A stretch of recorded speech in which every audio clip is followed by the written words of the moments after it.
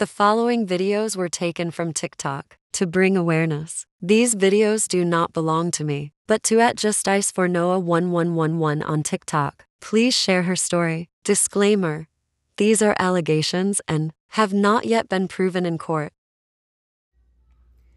How I discovered my son was sexually assaulted at Little People Greater Life of Greater Life Church, Part 1. So I went to go pick up my son from daycare, and when the teacher brought him to me, I kept saying, "Hello, hi, how are you?" And he kind of was just very mellow and was just like, "Hi," you know. I picked him up, and he just wasn't really talkative. He wasn't himself. So I put him in, his car seat, and he was not really wanting to sit on his bottom. Before I could even, pull off, he had already stood on his knees and turned backwards. Usually when he does that, it's mainly because he wants to poo. But so I didn't think anything of it. I thought maybe he had to go to the bathroom to poo. From the drive home, coming from Little People Greater Life, basically is 5 miles coming from the home that I was staying in League City. And my other son's daycare was literally right down the street from the house. So I could actually go pick them up. In between time, I went to the grocery store and then picked them up. So all in all, it was like a 25-minute thing to get home. As we got home, both of my kids had went to the kitchen to go get their snack, as they usually does. And Noah always gets a carton of blueberries because that was mainly his diet at the time, because he loved blueberries and he had jumped from strawberries to blueberries. So I was not going to stop him from eating, fruit or anything like that, or berries or anything like that. So as we walk upstairs, I noticed that he was struggling to walk upstairs. I'm noticing him. At this time, I get on the phone, but I'm still observing him. As we walk up the stairs and we go to the guest room to sit down, I open up the blinds because that bedroom actually looked out towards the street. I'm sitting down, I'm talking, and I still noticing him, that he's standing up still, but at this time playing with his tablet and eating his snack. Within 5 minutes into my conversation, he walks out of the room and goes to the guest bathroom to use the bathroom. He calls my name, and I go in there while I'm still on the phone to wipe him. So as I wipe him once, he clenches really bad. I asked him, "Did that hurt?" He says, "Yeah." So I was like, okay. So I didn't wipe him again that hard. I felt like I didn't wipe him that hard, but it was just odd that he would say that. So as we got finished, he gets up off the toilet, but I'm also noticing that he's struggling to get off the toilet. So I thought maybe I wiped him too hard. So as he get off the toilet, he pulls up his underwear and his bottoms, and I go back into the guest room thinking that he's gonna follow behind me to go in the guest room. So I sit down, talk on the phone again while I'm still on the phone, and I'm like, well, maybe he went in my room, my master bedroom, to go look at TV with his brother or whatever. Not even 5 minutes later, he calls me crying and everything, saying that he has to use the bathroom. He used the bathroom. So my other son runs in there and is like, Noah says that he has to use the bathroom, or he used the bathroom. But anyway, I end up getting off the phone, and I end up jumping up and going into the master bathroom where he maneuvered from the guest bathroom. As I get to that bathroom, I noticed that he had put a lot of tissue in the toilet. He was wiping himself, so I was trying to figure out what is going on. So I said, okay, before I even wipe you, let me check you out. So we walked back to the guest bedroom, and I laid him on his tummy, and that's when I discovered that he had been penetrated. When I discovered that he had been penetrated, I asked him, "Who goes to the bathroom with you? What happened to you? Who did this?" It was so many questions that I had to ask my son. And all he kept saying was a man, a man. And he kept saying a name, but I couldn't really make out what the name that he was saying. So I immediately took pictures. And then I contacted Hamza, the daycare owner. As I get on the phone, how I discovered my son Noah was raped at Little People Greater Life of Greater Light Church, Part 2. So as I get on the phone with Hamza, the daycare owner, I'm asking her who takes Noah to the bathroom because he's saying that a man touched him. She basically proceeded by saying, "There's no men that take him to the bathroom. He goes to the bathroom on his own." In which I told her, "What do you mean that he goes to the bathroom on his own? You did not tell me when I enrolled him in August." So she said, "Well, the bathroom is across the hallway from the class, so they didn't want the kids to interrupt class, so they let them go to the bathroom on their own." At that time, I was hysterical, and I said, "What do you mean that you let them go on their own? He just got potty trained like a few months prior. Like, what do you mean?" In which she tells me, she's like, "Do you know what he's saying? Who he's saying? What is he saying? The name?" She was more concerned about the name that my son was saying in the background because he kept saying the name continuously. He kept saying it over and over and over. I really couldn't make out what he was saying, but she was like, "There's no men at this daycare. That's no men at this daycare." So no, she was basically trying to say my son was lying. He's 3. How the fuck he's going to lie about something like that? And yeah, I just looked at him and I took pictures. He literally was penetrated. I didn't tell her that, but she was like, "We could talk about this in the morning." She rushed me off the phone. I got off the phone with her and I immediately called League City PD. What I know now, considering that I reported in League City, because I was living in League City, I would have took a different route and reported in Webster. I did not know that when you contact, to tell them, "Hey, something happened way across from here or whatever county or whatever," that they still like come out and take a report. But actually they were supposed to have transferred the case. After when the cops came out, it took them about a good 30 minutes, probably a little bit longer, but they came out and I gave my statement of what happened. At the time, I was not even thinking about the church because I was told when I enrolled him in August that they didn't really have anything to do with Greater Life Church and that she was only renting a space from them. So that she was the owner of that daycare. That was a lie. So as I'm sitting there on the couch with my son, he has his back turned towards the police officers. He wouldn't look at them. So I'm sitting there and giving them my statement. As I given them my statement, I showed them the pictures and I asked one of the cops, "What do you think about this?" And he basically said, "It looks suspicious. Take him to the hospital." So they gave me a form, an essay form to take to the hospital, of which UTMB. So where we live, UTMB, basically the one that he goes to, which is where his pediatrician at, is in Webster. So I asked him, they wanted me to go to Galveston. So I was like, "Can I take him to Webster?" When they were like, "Well, either or." They didn't really know if forensic nurses were at the location in Webster. So after they left, I threw him some clothes. We threw him whatever we had to get, grabbed him, and we went straight to UTMB Webster.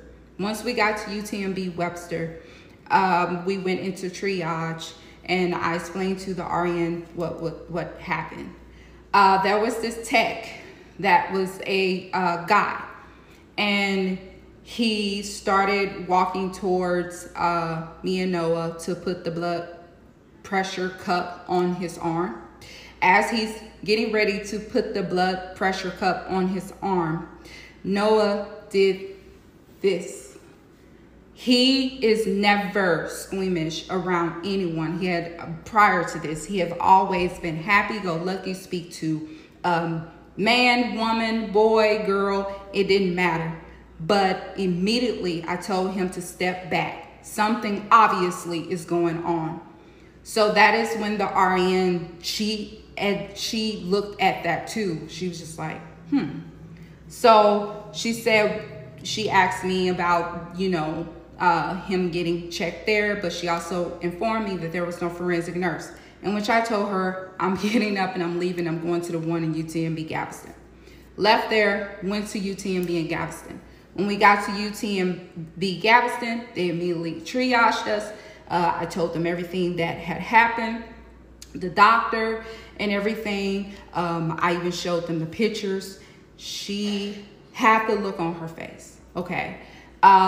When we basically was sitting there for a while because they didn't have any help. They only had one forensic nurse that, we were waiting for. As we waited for the forensic nurse, he would not let me touch him. He would go over there and sit on the stool. It's like a little half stool or whatever, with his bottom halfway off of the stool. I guess it felt comfortable for him to sit that way. And I was calling his name and he was just ignoring me. He wouldn't talk to me. He just kind of was just keeping his distance. He barely wanted me to touch him, but he did fall asleep in my arms when forensic nurse came.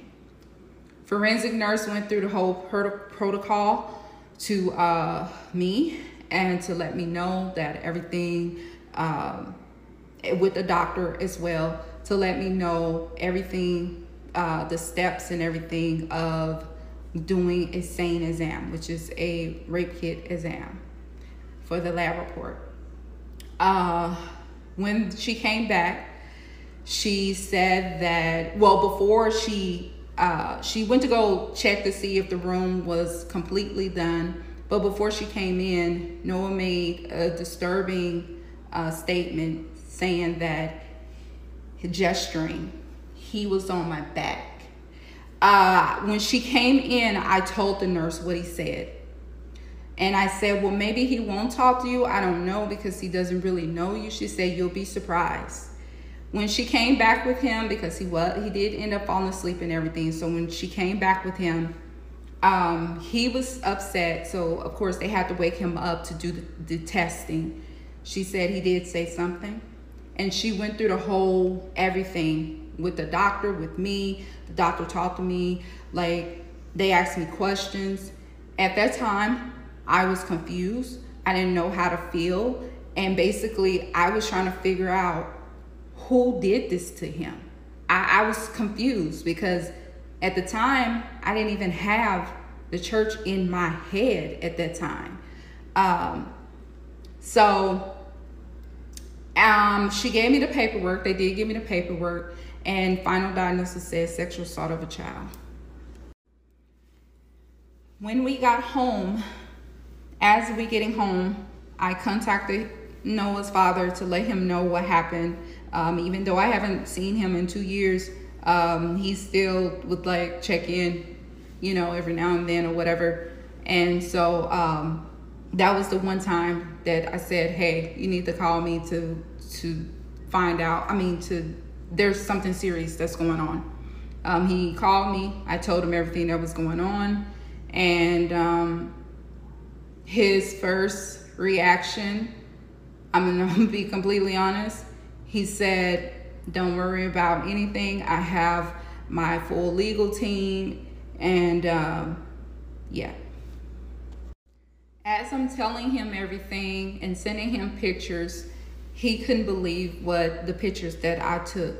It's a good thing that I did take the pictures after picking him up from the daycare, because it showed the abrasions and the penetration and everything clearly. After that happened, fast forward, then we get to Monday. Noah has a follow-up with his pediatrician by the response of the forensic nurse and doctor saying, hey, he needs to see his primary care doctor, of which I did end up taking him.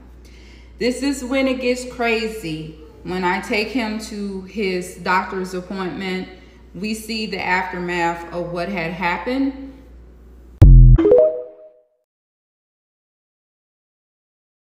How I discovered my son was rape at Little People Greater Life Daycare of Greater Life Church, Part 3. So we were at the pediatrician office, and he had to get a follow-up appointment with the pediatrician to see how much of a damage that was done. Also, he had to do STD testing as well, required from what the forensic nurse wanted him to do, because that's usually the protocol for an SA victim. So the pediatrician, she knows us, and she have known Noah since birth. So she knew him from top to bottom, inside out. When I was explaining her to everything that was going on, she was really upset about that, and she wanted to check to see how much of a damage that was done. When she checked him, she thoroughly checked him, and then after she seen that he was super uncomfortable, I have to remind you that he had been violated, and then going to the UTMB to get the forensic rape exam done, he was violated, as you know, again, and he felt violated again because he had to take off his clothes again, and he was super hysterical, you know, during that time after the same exam. And then again, he had to take his clothes off. We were at the Children's Alliance Center, so you can imagine how he was feeling at the pediatrician's office. But he did, he trusted, you know, our pediatrician, because she knows us. So after she me and her talked and everything, and gave him a prescription, he had to do SD testing and all of that, she gave us a hug. She was really upset about what transpired with Noah.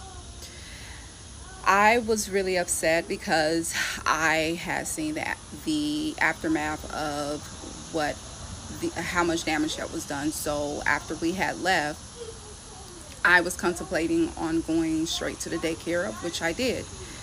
I bypassed the daycare at first because I was trying to see were there any parents there so I can warn them and let them know what had happened. But I realized that around that time it was nap time, so I ended up turning around, circling back. But my rage took over, and I ended up on the premises of the daycare. I parked on the vehicle away from the building so my child couldn't see what was going to happen. I wasn't even thinking at that time. I get out, I go straight to the door. I'm ringing the doorbell, I'm banging on the door, and I see Hamza and a teacher standing there looking terrified. She hesitated to grab her cell phone, of which I gestured to her that she needed to get her cell phone because I was coming after her, of which I've said more stuff than that. I realized that they weren't going to open the door, so I turned around, I drove off, and I went in opposite direction because I knew the police were going to come after me. So I left, and I ended up going in the opposite direction, going home. And all I seen was black. I was having a lot of rage. I was angry. I was confused. They needed to give me some answers about what happened to my kid. Okay, so as I was pulled over by the police, they proceeded, he already automatically knew who I was. So he pulled me over on my route going home. And the first thing I asked him when I pulled down my window was, "How did you find me that quickly?" Because I went the opposite direction of where the daycare was at. And he said he's been doing that for such a long time and everything. And I said, "I guess you know." No, I said, "I guess you know what I did." And then we talked and everything, and I kind of broke down. I did break down in front of him. And he basically calmed me down and just told me, you need to be here for your child. Because, what if you're in there locked up? You need to be here for your child. He calmed me down. He gave me a good talk. And he was practically the only cop from League City Police Department who I commended to be a good cop. Because any other cop would have probably, um, they probably would have took me in or some crazy stuff or had me sign some trespassing thing or whatever. But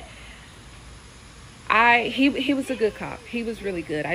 He was actually the only good thing that came out of this whole situation. So we talked. He calmed me down, and I am very grateful for him for calming me down, because that I seen rage, and I was planning on going back up there. So I end up going back. I end up calling. At the time, while I was pulled over by the cop, I actually had told the cop, ask the cop that's on premises for the cameras. We want to see the cameras. It's actually your word against my word. So if I was on the premises, then you need to show the cop that's on the campus where is the cameras if she actually was here. He came back. He had a little, smile on his face. Like, "Oh, I know what she's doing." Like, because they had already been saying that the cameras were broken. So I just basically was wanting to know, like, where are these cameras at? Because everybody wanted to know where the cameras were at. He came back. When he got off the radio, he didn't say anything about the cameras. He just basically, gave me a pep talk. And at that time, I ended up getting a call from Detective Damasi saying, we would like to meet and have an interview with Noah at the Children's Alliance Center the next day. And I said, okay. And then I ended up leaving and going home. As I got home, on my route home, I called Noah's dad, and I asked, I was telling Noah's dad, like, hey, I was pulled over by the cops and things like that. He literally, brushed me off. Now that I know what I know now, in the police report, it was basically said that he had asked the child care investigator, did she think that he was violated at his daycare, of which that's what was said in the report, of which he said that she told him no. Well, that wasn't true. So after that, he got off the phone with me, rushed off the phone with me. But at the same time, he kept contacting me, trying to get more information and things like that. Fast forward to the next day of Noah's Children's Alliance investigation, his interview. We got there. They went through the whole protocol with me to say, hey, they took him. And he was very traumatized. So when they took him, I did expect for him not to say anything to them because he did not know them. And yeah. So when we got there, that was my first time meeting Damasi. My first encounter with her was that she treated me like I was a liar. And when I tried to tell her that the teacher that was told to me that was Noah's teacher was not Noah's teacher who she was talking about, she tried to argue with me, and she tried to say that I was a liar. Like I was crazy. Like, oh no, these people say Noah's teacher is this person. I had to literally pull out my cell phone and show her my cell phone, the text message thread between me and the teacher who I was talking to, who had been keeping a full conversation from me from the time he started August the 17th to the day I discovered that he was violated.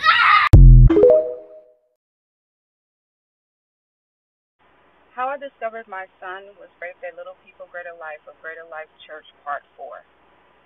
So after the initial contact with Detective Demasi, the nurse practitioner wanted to do an exam.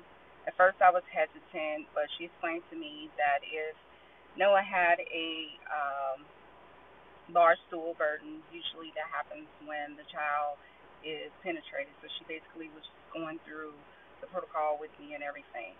At first, the male doctor was going to go in there with them, but I objected. I felt like Noah did not need to be around a male at the moment. So she said that I could go in there with them and everything to help with, to make him feel comfortable. After we went through the whole exam and everything, she asked him straight up, like, who did this to you? Like, who did this to you? He kept saying, two bad guys and the buddy, but I could not understand what he was saying.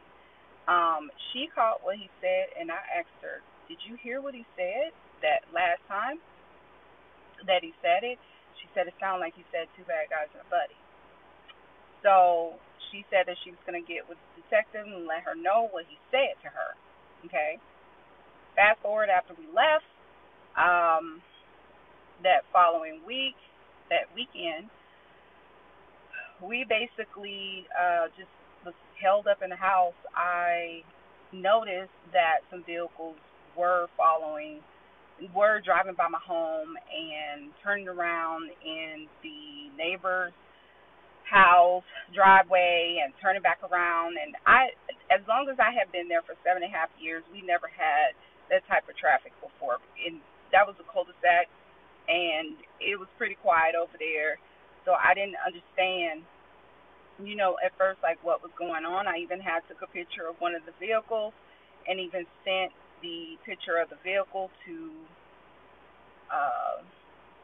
Nola's father, and even called the police and filed the reports to let them know, like, hey, I don't know what's going on, but they're all, whoever they were looking in my direction in my home. It's easily for them to pull the traffic cameras. I mean, it's traffic cameras coming inside of the cul-de-sac and, coming out of the cul-de-sac. So if they really wanted to know, who that was, stalking, they could have pulled the traffic cameras if they wanted to. The following week, I ended up contacting Demasi, or she contacted me that day, and she wanted to know what did the nurse practitioner say to me, and I told her exactly what the nurse practitioner said and what Noah said to the nurse practitioner. Well, I also said that Ethan recognized these people on the picture as well, a couple of people on the picture as well that Noah had pointed out. She wanted to set up an appointment with Ethan to be interviewed at the Children's Alliance Center that following Monday, but they ended up, that following Monday, ended up having the flu. After that week of the flu, that when we came up on that Monday, I contacted Demasi and I told her that we could not come in because the kids both had the flu, and that at that time I was panicking because I didn't know what was going on, because people literally were driving by my home, looking in my direction. I mean, I was looking directly at them. And I was just like, who is these people? I mean, it got so bad to like my older son was asking me, why are these people like looking at our house? So I end up, for precaution, kept my older son out of school for the week anyway because of he had the flu, but then also because of precaution. I didn't know what was going on. Um, Fast forward, my attorney had sent a demand letter that following Tuesday, and Demasi was supposed to have gotten back with me to reschedule the interview with my son. So I was actually waiting on for that for him to be interviewed at the Children's Alliance Center.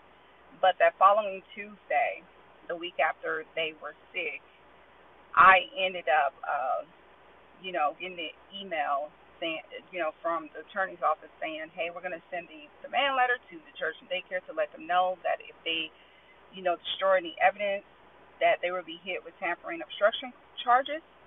So as soon as that demand letter was sent, I get a call the same day from Demasi within like a couple of hours saying that they're closing the case because the DA feel like Noah was constipated. Immediately, I got hysterical, and I was like, my son was raped, and I'm taking this to the public, and I hung up. 2 days later, I was driving. My son was at daycare, at his after-hours school, so I had to go pick him up. Usually, I go pick him up at a certain time. You would have not known that I was at home unless I told you my schedule. Because I always parked my vehicle in the garage. As soon as I pulled out of my garage, I am ambushed by a cop. And I was like, what's this about? And he was like, oh, I just want to talk to you for a second. And then here comes Casey Khalid. She comes right behind him, but standing like right across from the back seat, and she's like, yes, I'm with DFCS, not with CPS, and I just want to talk to you about the incident with Noah. And then she sat up under her breath and something else. And I was like, what do you mean something else? She was like, can we talk to you for a second? Her and the cop. So I was like, no. At that time I was rushing. I was like, no, I have to go pick up my kid, and I don't know what this is about. But, if you're still here when I get here, then, yeah, I'll talk to you.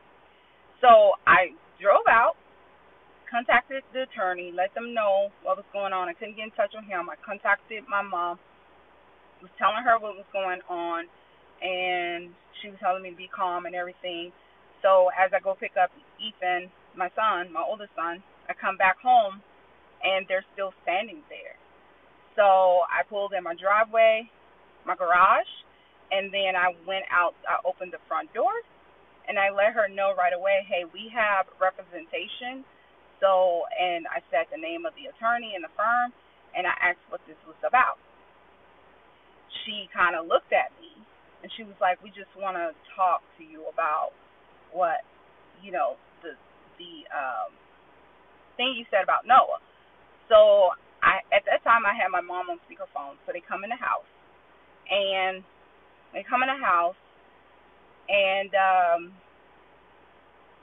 she goes, could you tell me a little bit about what happened with Noah? She's, acting like she's concerned about the story with Noah. So I told her the whole story.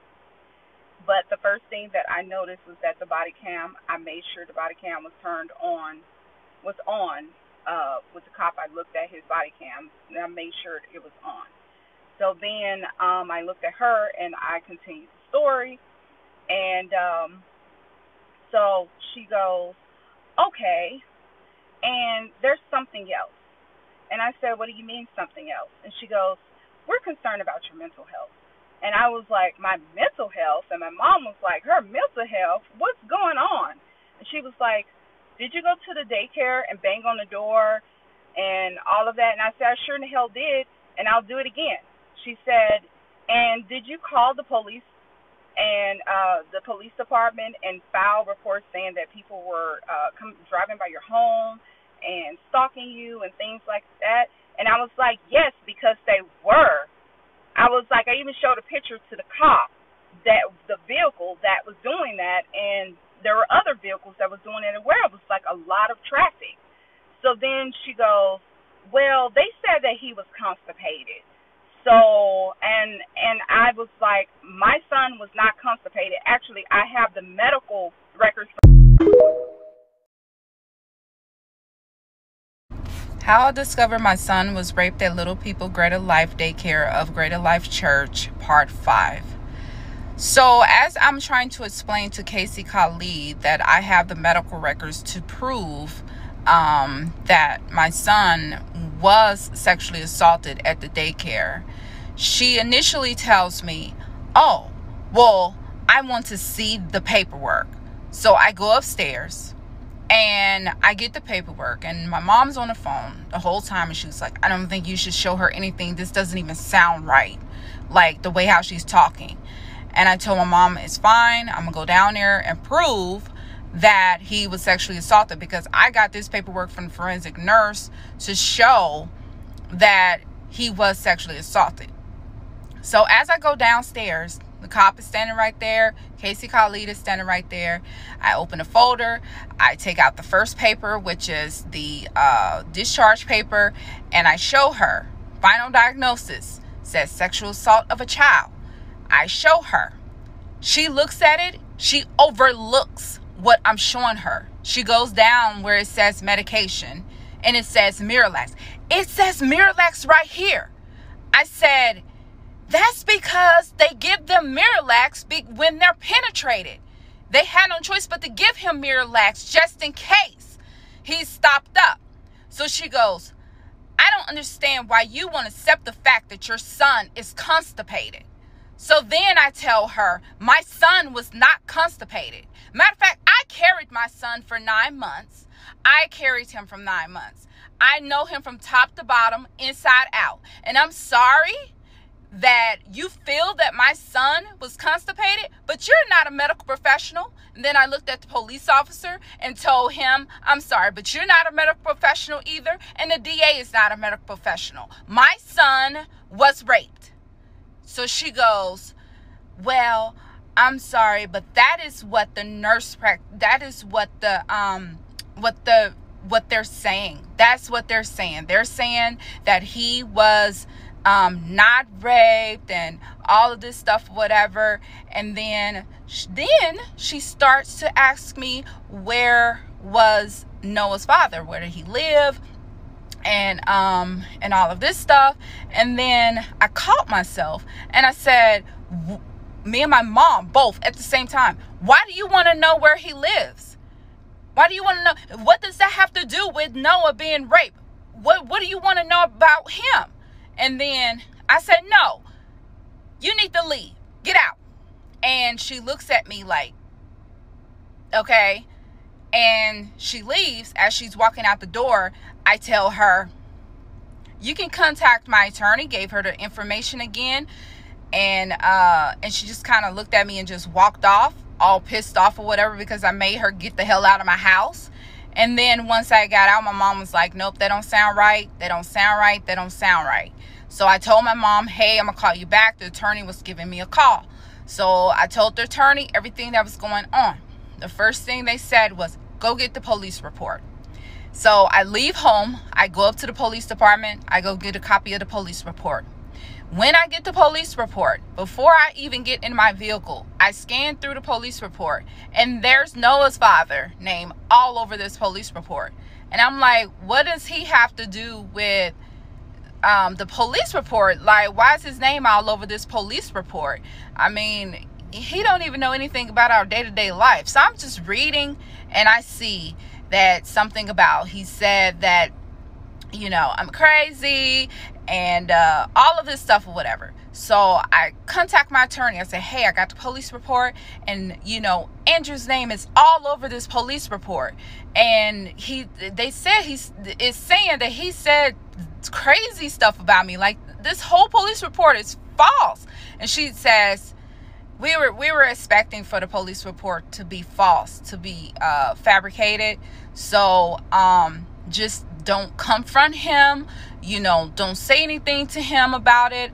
But me being me, I was pissed off. I contacted him and I said, hey, I texted him, why would you tell them that Noah wasn't raped? Why would you tell them that I was lying? You seen the same pictures that I seen.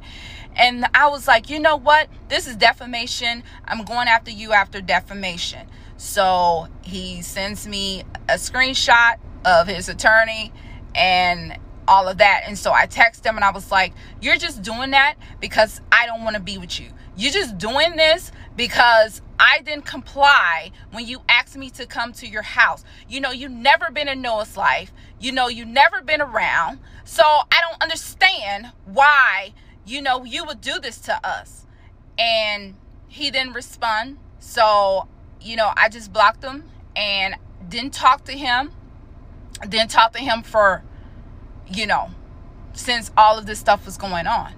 So the next day, Casey Khalid gives a phone call to my attorney. My attorney gives me a call and said, hey, the social worker Casey just called us to make sure that we're representing you and Noah. And I said, what? She says, yes. So I said, hey, I just filed a complaint against her with the ombudsman.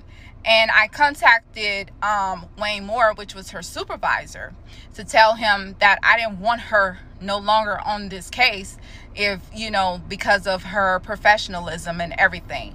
So, and the way how she came at me. So after I had filed everything or whatever, the attorney was like, hey, you're not even supposed to be calling us. We need to be talking to your supervisor. You don't need to even be knowing anything about us representing our clients or anything like that. So they told me she was like, oh, after they had talked to the supervisor, they advised that it was hard for her to quote unquote get off of the case. So she had stayed on the case after all of that stuff that she had done. So the one thing that she started asking, oh, we want a psychological evaluation, and but it will be our doctor's choice. She don't have to pay anything. My attorney said absolutely not. That is an invasion of her privacy, and no. So he wanted to meet with me. He said, hey, is there any way that you can reach out to go get the actual medical records from the forensic nurse? Ended up getting it in November. Fast forward, literally like four weeks later. End up getting the actual medical records. Got the medical records, which was the ones that I, posted, and it showed final diagnosis, sexual assault of a child. Went to the attorney's office. I said, hey, this police report, we got to talking about the police report. We got to talking about the medical records. Okay, the police report. He tells me, he says, hey, Andrew was not behind those phone calls with DFS. Matter of fact, he wasn't even the one that filed the report. So I gave him the look and we got to talking, and he said, yes, this is some crazy stuff. So he tells me that Casey Khalid says she's here for me and not the situation with Noah. But I tell him every time that she asks for something, like a collateral, which we presented her with the collaterals, people that can vouch for her that, I'm a good mom and everything like that. She always reverted back to, what about the daycare? What about the rape with Noah? Of which my collaterals never told her. And so my aunt ended up talking to her when she contacted her. My aunt gave her a good, a good review about me as being a parent, because my aunt would not lie about anything. So she asked my aunt, what about the daycare? My aunt made a mistake and told her that Noah was going to my oldest son's after school. And that's when things hit the fan.